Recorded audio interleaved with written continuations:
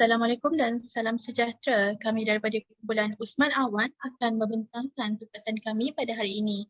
Lebih dahulu kami ingin mengucapkan jutaan terima kasih kepada pensyarah kami bagi kursus ini iaitu Puan Ernawita binti Adnan yang telah membimbing kami menyiapkan tugasan ini. Bagi tugasan akhir ini, kami sekumpulan telah bersepakat dengan memilih tajuk penggunaan dialek dalam filem Panjat Tujuh. Sebelum itu, izinkan saya memperkenalkan ahli kumpulan kami iaitu Nur Farisha binti Abdul Rahim, Siti Nur Zarifah binti Zulkifli, Rahmatina binti Cik Rosli, Nur Amirah Atira binti Muhammad Zazi dan Muhammad Nazif bin Muhammad Basri. Bagi pengenalan tugasan ini, saya akan menjelaskan beberapa perkara berkenaan dialek negeri ini. Setiap negeri mempunyai dialeknya tersendiri.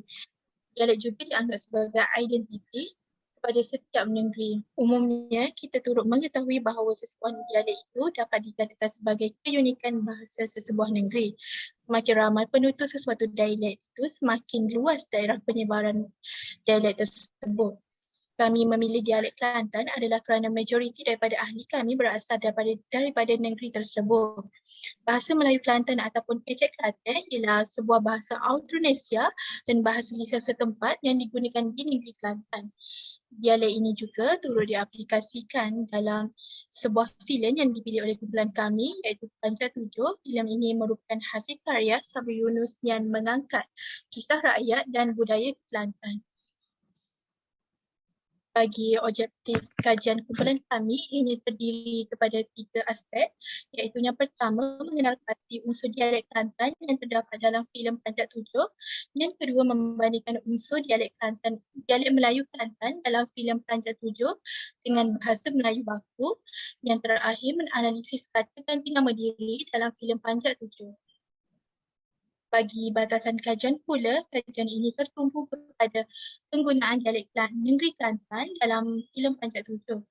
Kami juga menumpukan unsur di penggunaan dialek Kelantan yang digunakan dalam filem ini secara menyeluruh serta membandingkan dengan bahasa Melayu baku. Kami turut membataskan aspek kata ganti nama diri yang terdapat dalam filem ini. Oleh itu, kajian kami hanyalah terbatas kepada filem Panjat Tujuh dan tidak meliputi media lain.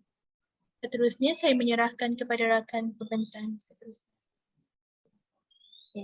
Bagi dapatan pertama, ialah mengenal pasti unsur dialek Kelantan yang terdapat dalam filem Panjat Tujuh. Okey. Dan ini merupakan sebahagian daripada unsur dialek Kelantan dalam filem Panjat Tujuh yang dapat dikenal pasti. Pertama, perkataan dialek Kelantan cer, kedua meta, ketiga baloh, keempat punoh, kelima ngelah, keenam puak, ketujuh cendol, ke-8 gocoh, ke-9 kelih, ke-10 bor, ke-11 jamuh, ke-12 katuk, ke-13 nelo, ke-14 torok, ke-15 angin. Seterusnya.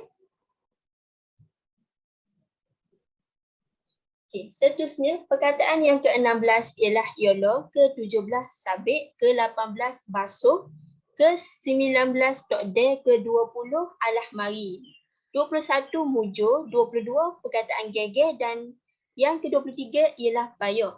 Dan pada pemerhatian yang telah kami buat ialah unsur dialek Kelantan dalam filem Panjat Tujuh amat menarik kerana mampu menarik minat terutama penutur yang bukan berasal daripada negeri Kelantan untuk memahami dialek Kelantan yang kadang-kadang dianggap sukar kerana mereka tidak memahaminya, tetapi jika mereka memahaminya, ia sebenarnya amat menarik. Dan seterusnya saya mempersilakan pembentang yang seterusnya.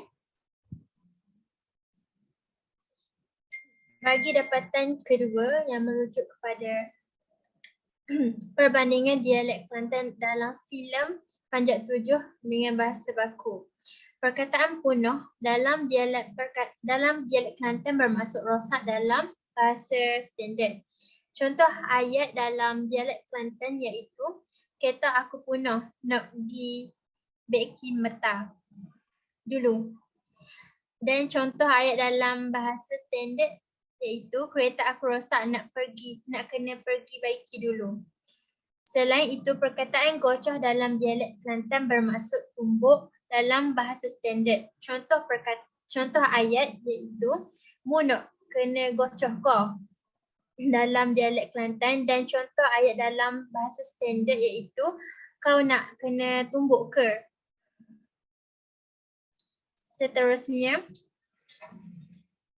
dalam dialek Kelantan, katak ada dua maksud iaitu katak dan tumbuk dan pukul dalam bahasa Melayu standard. Perkataan katak bermaksud katak iaitu haiwan dalam bahasa standard. Contoh ayat iaitu ada katak dalam kasut aku, dan contoh ayat dalam bahasa standard ada katak dalam kasut aku. Dan selain itu, perkataan katak bermaksud pukul iaitu mu jangan sampai aku katak mu dalam dialek Kelantan, dan contoh ayat dalam bahasa standard kau jangan sampai aku pukul kau. Seterusnya saya menyerahkan pembentangan kepada rakan sekumpulan. Okey, bagi dapatan ketiga, kami akan membincangkan tentang kata ganti nama diri yang digunakan dalam filem Panjat 7. Kata ganti nama diri ini terbahagi pada 4, iaitu kata ganti nama diri pertama, kedua dan ketiga. Kata ganti nama diri pertama merujuk kepada bagi orang yang sedang bercakap. Terdapat dua jenis, iaitu kata ganti nama diri pertama tunggal dan kata ganti nama diri pertama jamak. Sebagai contoh, kata ganti nama diri tunggal ialah saya, orang, aku, kawan, ambo. Manakala kata ganti nama diri pertama jamak pula ialah kita. Kedua ialah kata ganti nama diri kedua. Kata ganti nama ini digunakan ketika berbual dengan seseorang. Contohnya demo awakmu. Kata ini ialah orang yang dilawan bercakap. Ketiga kita akan lihat ialah kata ganti nama diri ketiga. Kata ganti nama diri ketiga ialah digunakan untuk merujuk kepada pihak yang ketiga. Sebagai contoh, demo tu dia, yang menjadi orang yang dicakapkan atau orang yang diumpat. Akhir sekali kita lihat kata ganti nama tunjuk. Kata ganti nama tunjuk digunakan untuk menunjukkan sesuatu atau seseorang. Kata ganti ini merujuk kepada keadaan dan tempat. Contoh kata ganti nama tunjuk ialah tu, ni. Tu merujuk kepada itu, ni merujuk kepada ini. Manakala kata ganti nama tunjuk keadaan, kita dapat lihat ialah gitu dan gini. Gitu ialah begitu, gini ialah begini. Manakala kata ganti nama tunjuk keadaan ialah sini, situ, dan di sini, di situ dan di sana. Okay, saya akan serahkan kepada pembentang seterusnya.